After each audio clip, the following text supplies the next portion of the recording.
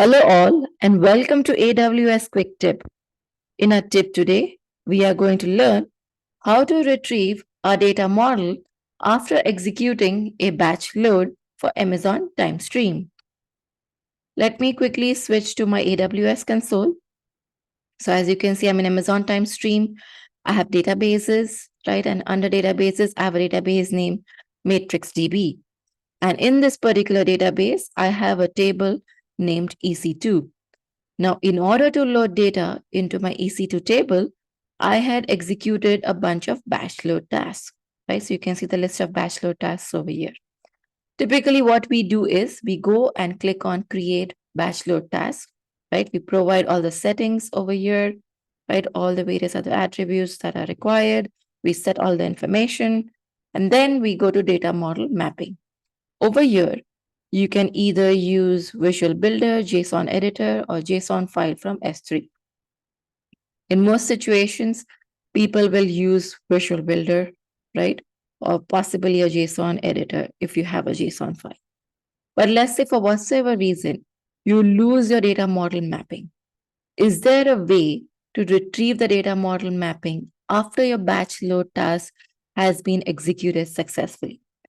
Especially if you have used Visual Builder, because with Visual Builder, you went ahead and actually, did the physical mapping of all the columns. And if you had a lot of columns, you possibly don't want to repeat that process all over again. So it would be good if somebody would translate your visually mapped data model mappings, right, to a JSON file.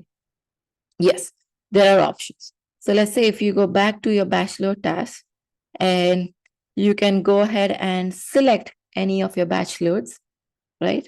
So this is one of my batch loads right here.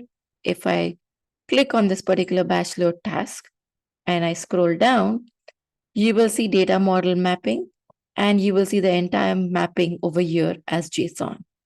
So let's say, especially if you had used Visual Builder and you wanted a JSON format for your mapping, you can actually go ahead and click on copy data model and copy this data model right from here.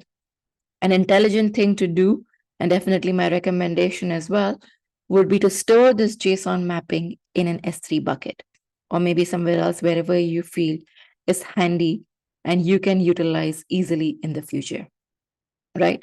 But this is the easiest way to retrieve your data model mapping. In case also, if you wanted to go and see what mapping was used for a specific batch load, you can always come back and look at the mapping over here.